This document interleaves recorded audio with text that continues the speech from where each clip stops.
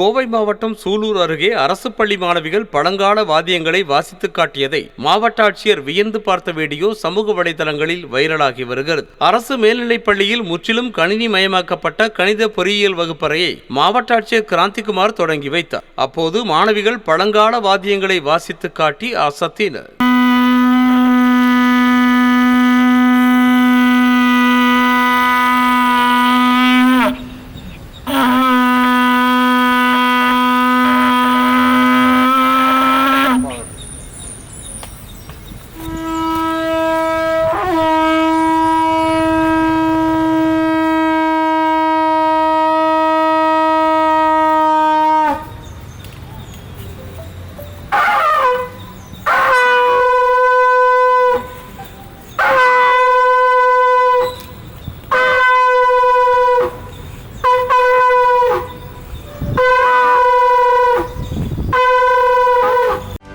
செய்திகளை உடனுக்குடனும் துல்லியமாகவும் தெரிந்து கொள்ள சப்ஸ்கிரைப் பண்ணுங்க.